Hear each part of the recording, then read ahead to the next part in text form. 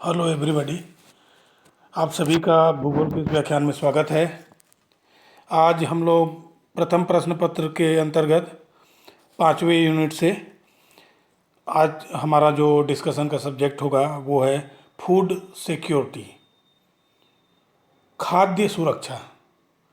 और ये भारत के संदर्भ में होगा, लेकिन वैश्विक दृष्टि से अगर हम नज़र डालें खाद्य सुरक्षा के प्रति, तो दुनिया की आधी से अधिक जो आबादी है या पॉपुलेशन है वो खाद्य के संकट से जूझ रहा है।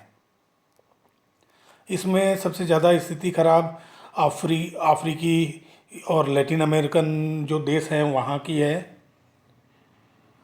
और जो दक्षिण पूर्वी एशिया के जो अधिक जनसंख्या वाले देश हैं यहाँ की के आबादी का एक बहुत बड़ा तबका खाद्य के संकट से जूझ रहा है।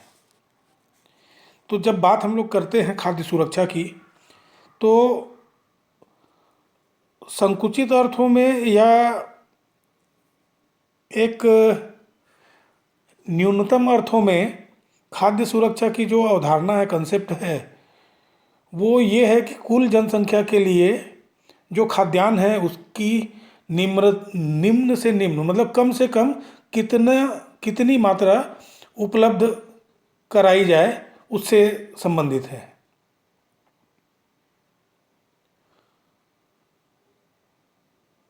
वर्ल्ड डेवलपमेंट रिपोर्ट 1986 के हिसाब से जो खाद्य सुरक्षा है उसका आशय ये रहा है कि सभी व्यक्तियों के लिए सही समय या समय पर सक्रिय स्वरूप जीवन के लिए पर्याप्त भोजन उपलब्ध होना चाहिए। खाद्य और कृषि का जो संगठन है उसने फूड सिक्योरिटी की जो डेफिनेशन है वो इस प्रकार दी है कि सभी व्यक्तियों को सही समय पर उनके लिए आवश्यक बुनियादी जो आधारभूत भोजन है के लिए भौतिक और आर्थिक दोनों रूप से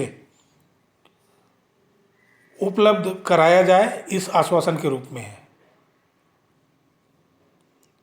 जब हम चर्चा करते हैं खाद्य सुरक्षा की, तो ये जानना बहुत ज़रूरी है कि आखिर खाद्य सुरक्षा की आवश्यकता क्यों हुई, इसके लिए कौन से जो तत्व हैं वो उत्तरदायी है। तो इसका एकमात्र कारण खाद्य समस्या है। खाद्य समस्या को अगर हम विचार के लिए देखेंगे तो निम्न बिंदुओं के हिसाब से हमको देखना पड़ेगा।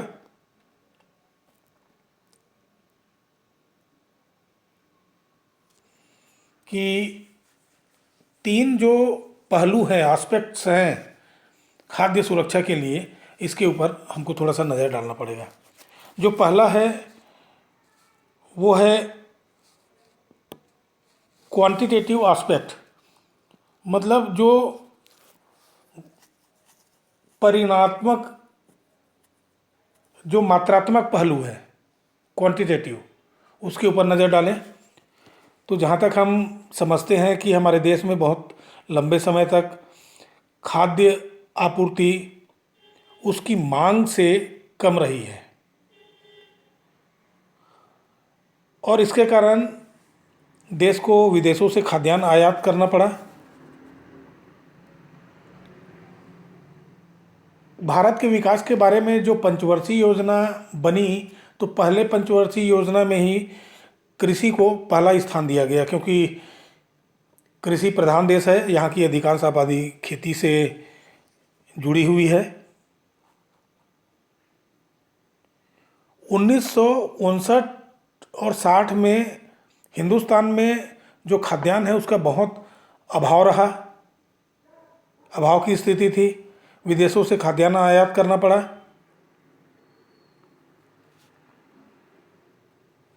सरकार के सामने और कोई उपाय नहीं था।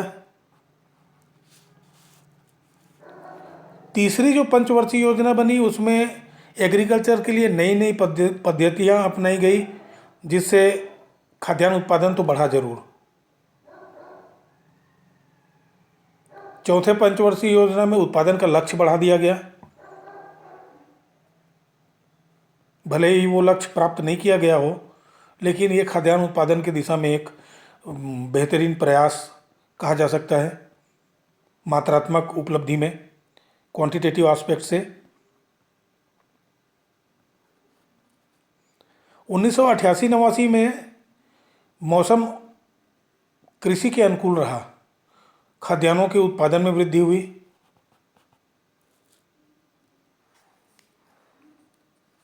1912-13 में जो खाद्यान्न उत्पादन है वो बढ़कर 2501 लाख टन हो गया। जैसे कि हम समझ सकते हैं कि जहाँ तक मात्रात्मक पहलू का संबंध है, भारत में इस समस्या का समाधान किया जा चुका है। हमारे देश में अब खाद्यान्नों की अपर्याप्तता नहीं है। भारतीय जो खाद्य निगम है उसके पास खाद्यान्न की पर्याप्त मात्रा या भंडारण मौजूद है। दूसरी बात करते हैं दूसरे पक्ष की, तो ये है क्वांटिटेटिव एस्पेक्ट, गुणात्मक पहलू। मात्रात्मक तौर पे तो हम सिक्योर हो गए कि हमारे पास भारतीय खाद्य निगम के पास खाद्यान्न की पर्याप्त भंडारण है,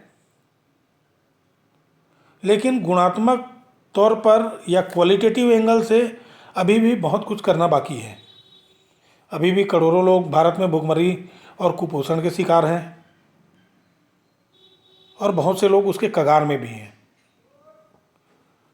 आप सब जानते हैं कि जनसंख्या का एक बहुत बड़ा वर्ग गरीबी रेखा से नीचे रहने के लिए मजबूर है।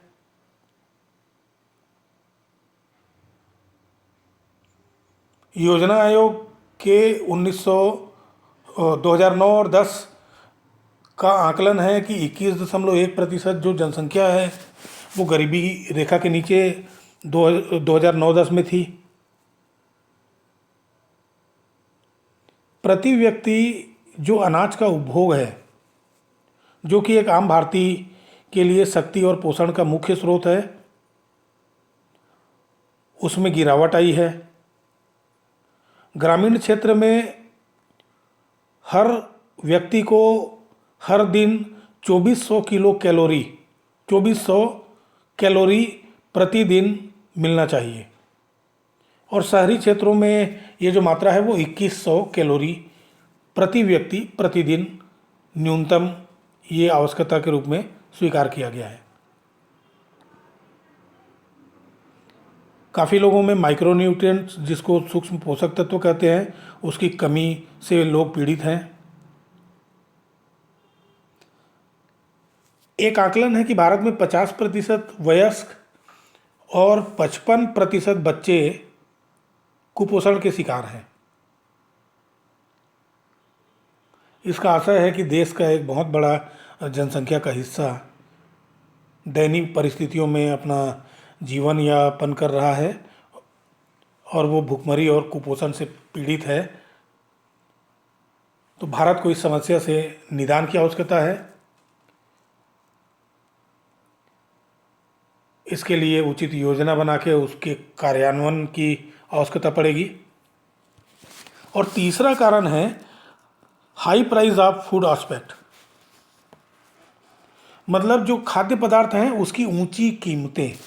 आप मार्केट चले जाइएगा, चावल, गेहूं, दाल वगैरह का आप कीमत पूछिए, आपको पता चलेगा कि वो कितना ऊंचा है। हमारे देश में खाद्यान्नों की जो निरंतर बढ़ती कीमत है वो खाद्य संकट को और बहुत गहरा और गंभीर बना देती है। जो काम करने वाले लोग हैं, श्रमजीवी वर्ग के लोग हैं, वो बेचारे जीवन निर्वाह के लिए केवल खाद्यान्नों में निर्भर रहे। व्यापारी और बड़े किसान अभाव की स्थिति में मुनाफा बढ़ाने के लिए जमाखोरी करते हैं। पिछले 20 वर्षों में जो ये तेजी है खाद्यान्नों की कीमत बढ़ने में, तेजी आई है। खाद्यान्नों का जो ऊंचा कीमत है, स्वाभाविक है कि गरीब वर्ग पर बहुत बुरा प्रभाव पड़ रहा है। उसे अपनी आय का एक बहुत बड़ा हिस्सा खाद्यान्न की आवश्यकता को पूरा करने में खर्च करना पड़ रहा है।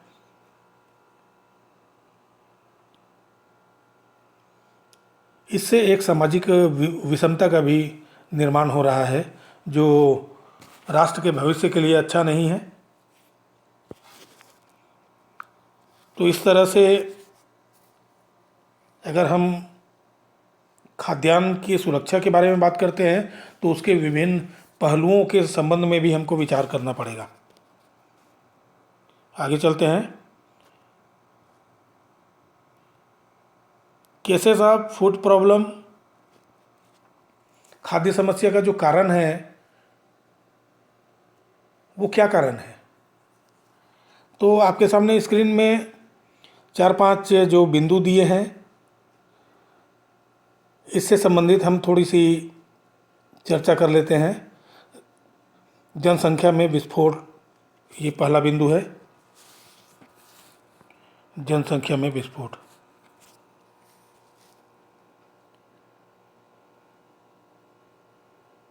जो आयोजन का काल रहा है उसमें खाद्यान्न की मांग तेजी से बढ़ी है।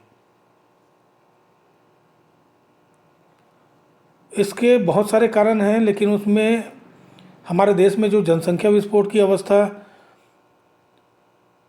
रही है, ये भी एक बहुत बड़ा कारण रहा है। 1951 में जो हमारे देश की जनसंख्या थी वो लगभग 36 करोड़ थी,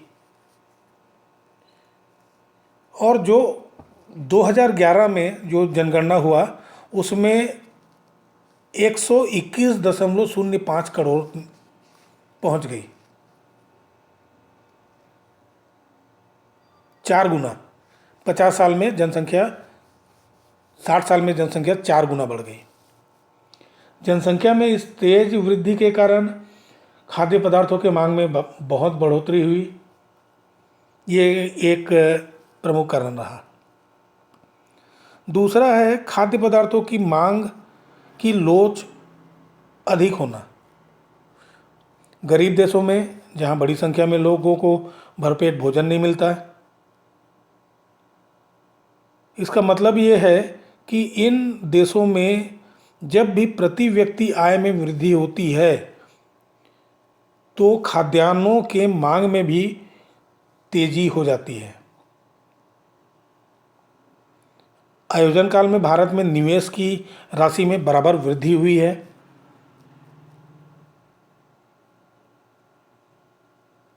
गवर्नमेंट ने प्रतिरक्षा और प्रशासन में तेजी से व्यय बढ़ाया, जिससे मौद्रिक आय में तो वृद्धि हुई,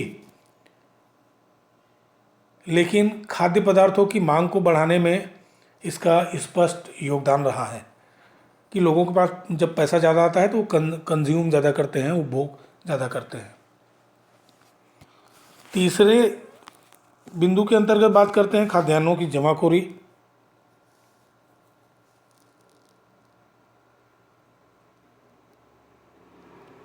भारत में खाद्यान्नों का उत्पादन कई वर्षों में आवश्यकता से कम होता है, तो इस अभाव को दूर करने के लिए आयात किया जाता है, और इस स्थिति में जो व्यापारी वर्ग की मनोवृत्ति ये होती है कि वो खाद्यान्नों की जमाखोरी करने लगता है, और जब वो जमाखोरी करता है तो बाज़ार में खाद्यान्नों की पूर्ति कम हो जाती है और कीमतों में असाधारण वृद्धि होती है।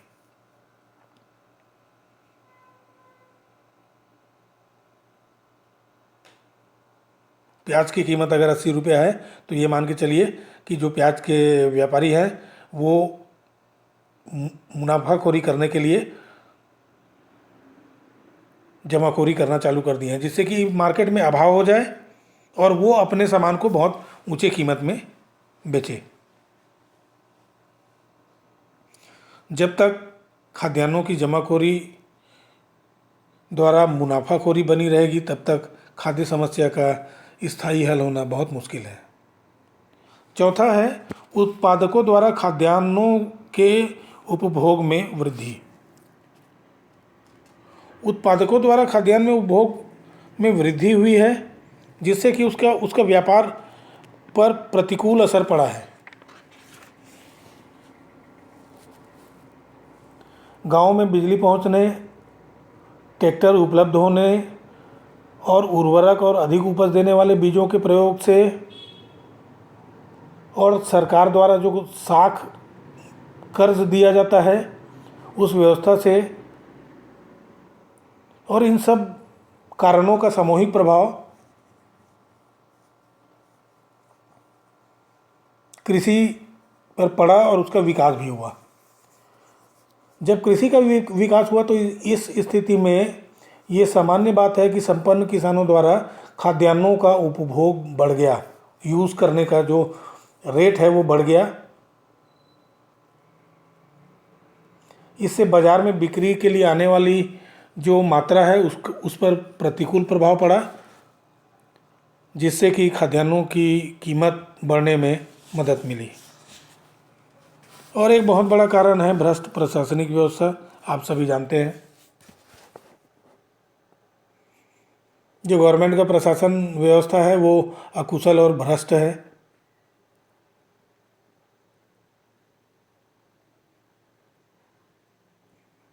वो मनमाने ढंग से मूल्य नियंत्रण, अव्यवस्थित राशनिंग, मंडियों में छापे मार कर एक उद्देश्य पूरा करना चाहता है कि वो ईमानदारी से काम कर रहा है। लोगों को प्रशासन की ईमानदारी में संदेह नहीं हो, लेकिन इसका प्रभाव ये होता है कि मंडियों में आने वाला जो माल है वो कम हो गया।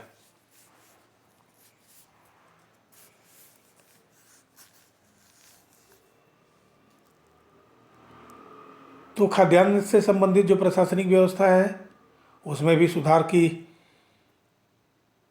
पर्याप्त जगह है और ये भी एक कारण है इस समस्या का। आगे चलते हैं। ऐसे कुछ उपाय किए गए खाद्य सुरक्षा के लिए।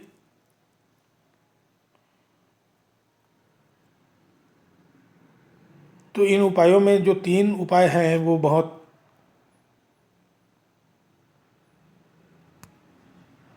महत्वपूर्ण है। पहला तो है तकनीकी उपाय। तकनीकी उपाय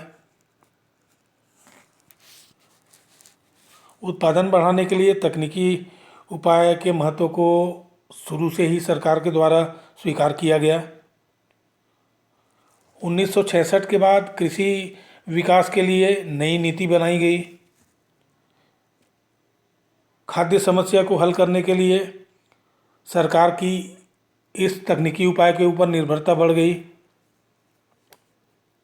सिंचाई सुविधाओं के विस्तार पर अधिक बल दिया गया और उसके बाद उन्नत किस्म के बीजों, फर्टिलाइजर्स, उर्वरक, पेस्टिसाइड, कीटनाशक दवा और कृषि मशीनरी के उपयोग को बढ़ाने की ओर काफ़ी ध्यान दिया गया। तो तकनीकी तौर पे काफ़ी सुधार और ध्यान दिया गया। दूसरा है भूमि सुधार। भारत में कृषि विकास के लिए भूमि का जो सुधार है उसकी आवश्यकता को सैद्धांतिक रूप से सरकार ने स्वीकार कर लिया। मध्यस्थ जो भूमि और कृषक के बीच में जो मध्यस्थ थे उनको समाप्त करने के लिए स्टेट गवर्नमेंट ने कानून बनाए। कई राज्यों में जोत की जो उच्चतम सीमा है वो लागू कर दी गई। लगान का नियमन हुआ।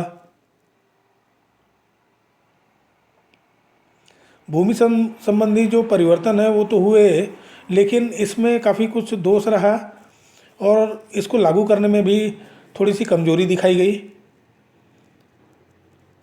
अतः उत्पादन में इसका कोई विशेष अनुकूल प्रभाव नहीं पड़ा।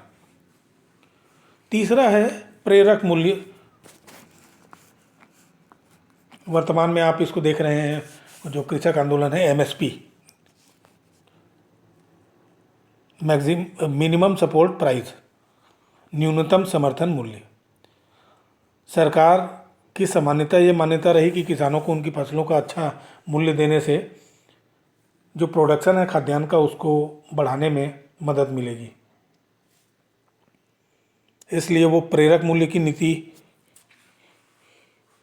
लेके आई। 1965 में कृषि कीमत आयोग का गठन किया गया। आजकल इसका नाम कृषि लागत व कीमत आयोग है। ये आयोग विभिन्न प्रकार के फसलों के लिए कीमतों व न्यूनतम समर्थन मूल्य की घोषणा करता रहा है।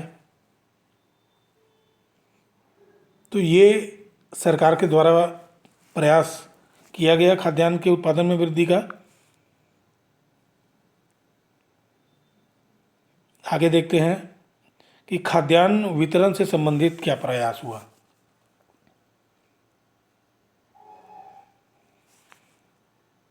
तो पहला तो ये है कि खाद्य क्षेत्रों की व्यवस्था।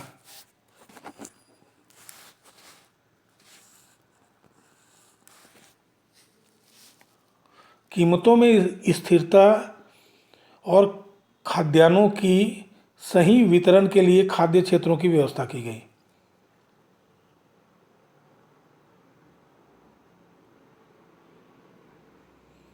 मार्च 1964 में खाद्य की स्थिति गंभीर होने पर देश को 8 गेहूं के क्षेत्रों में विभाजित कर दिया गया।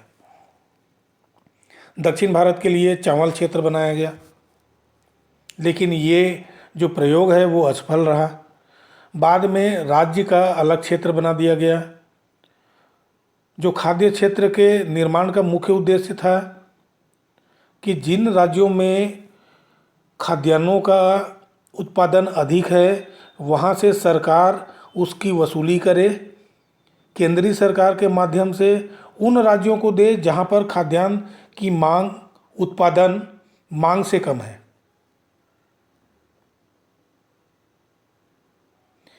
जिस राज्य में अधिक जो खाद्य उत्पादन हो रहा है वहाँ ले, और जहाँ उसकी मांग है, जहाँ कम उत्पादन हो रहा है वहाँ जाके वो दे दे। लेकिन व्यवस्था भी ठीक नहीं चला। स्टेट गवर्नमेंट के असहयोग के कारण जिस राज्य में खाद्यान्न अधिक उत्पन्न होता था लेकिन वो कम बता के इस व्यवस्था में कठिनाई पैदा करने लगा। दूसरा है प्रतिरोधक भंडारों का निर्माण।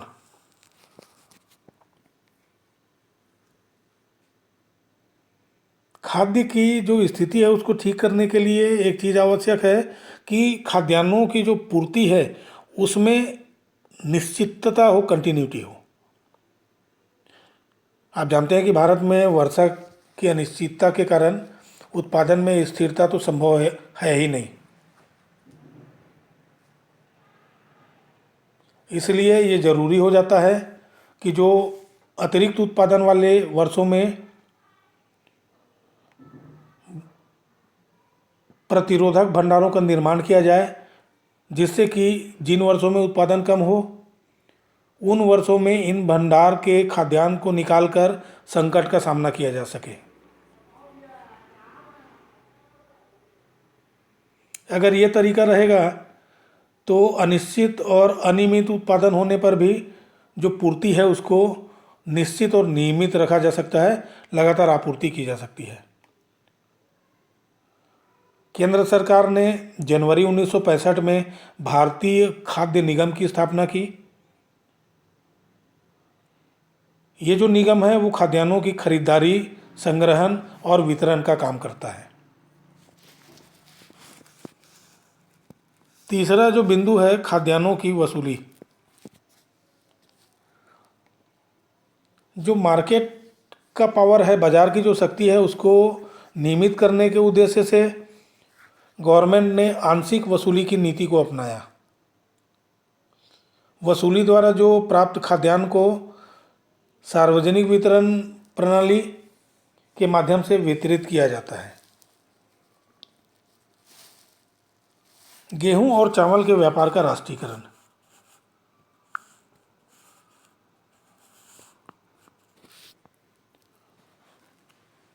1957 में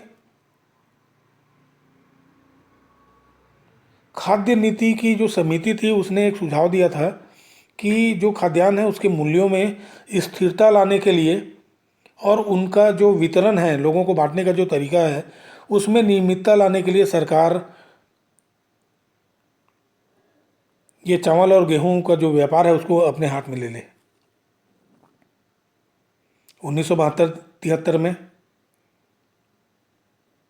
जब अकाल पड़ा तो खाद्य संकट की स्थिति उत्पन्न हुई। सरकार ने गेहूं और चावल का व्यापार अपने हाथ में ले लिया। इसका बहुत विरोध हुआ और 28 मार्च 1974 को ये व्यवस्था भंग कर दी गई।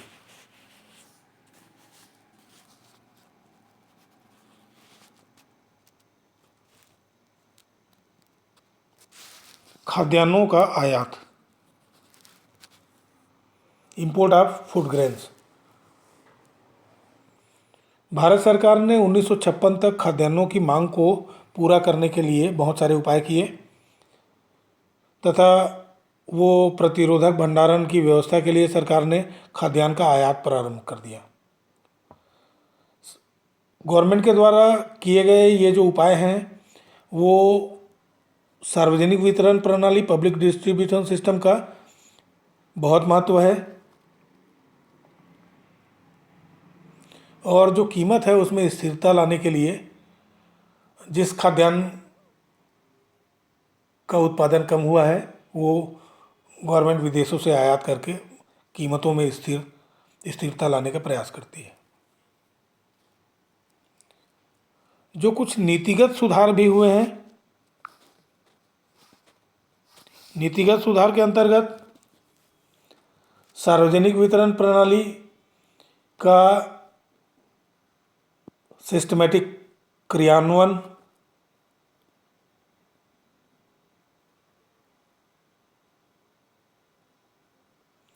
समाज के कमजोर वर्ग के लोगों को उचित मूल्य पर खाद्यान्न और आवश्यक वस्तुएं उपलब्ध कराना,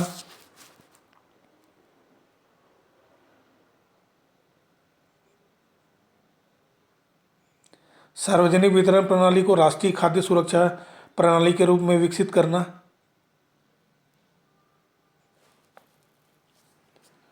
भारतीय जो खाद्य निगम है उसके माध्यम से खाद्य सामग्री की खरीदारी, भंडारण, संग्रहण, स्थानांतरण, वितरण और बिक्री का जो कार्य है वो किया जाना।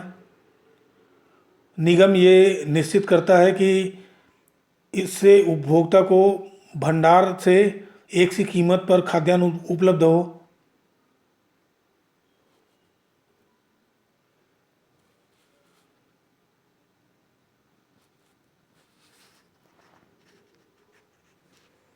भारत में खाद्य समस्या से जूझते बहुत जो गरीब लोग हैं उनको राहत देने के लिए अंत्योदय अन्न योजना प्रारंभ की गई है। 21 दिसंबर 2000 को इसकी घोषणा प्रधानमंत्री के द्वारा किया गया।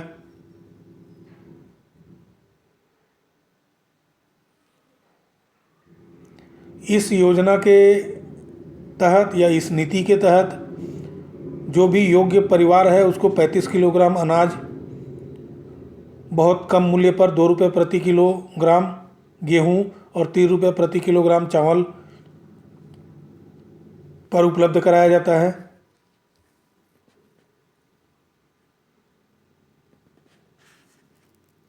लक्षित सार्वजनिक वितरण प्रणाली,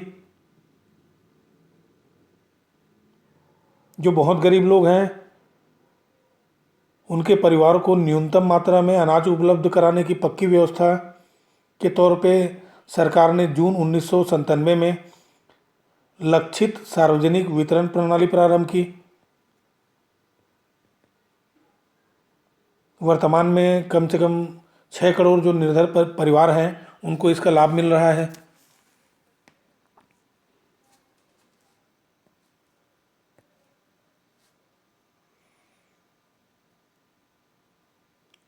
खाद्य सुरक्षा कार्यक्रम ये एक बहुत ही महत्वाकांक्षी योजना है।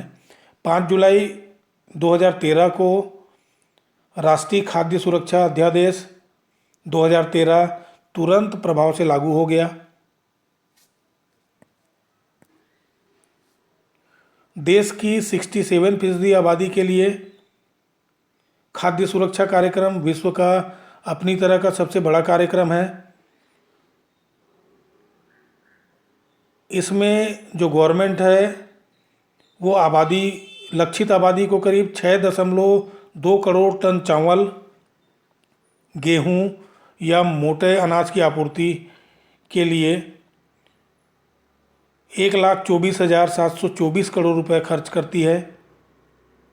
इसके दायरे में आने वाले जितने भी लाभार्थी परिवार हैं उनको प्रति माह 5 किलो अनाज, 2 रुपये प्रति किलो गेहूं, 3 रुपये प्रति किलो चावल और 1 रुपया प्रति किलो मोटे अनाज में दिलाने की व्यवस्था है। गांव की 75% आबादी और जो शहर है उसका शहर का 50% जो आबादी है वो इससे लाभान्वित हो रही है।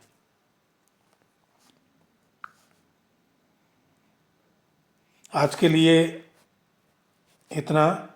इस पावर पॉइंट को प्रिपेयर किया अंजनी पटेल, मैं उसको धन्यवाद देता हूं भाई, बहुत मेहनत का काम है। आप सभी जो इस व्याख्यान में शामिल हुए, आपकी सहभागिता रही, आप सभी को धन्यवाद। अगले क्रम में जल्दी मिलेंगे इस आश्वासन के साथ। मैं आपसे विदा चाहता हूं। धन्यवाद। Thank you.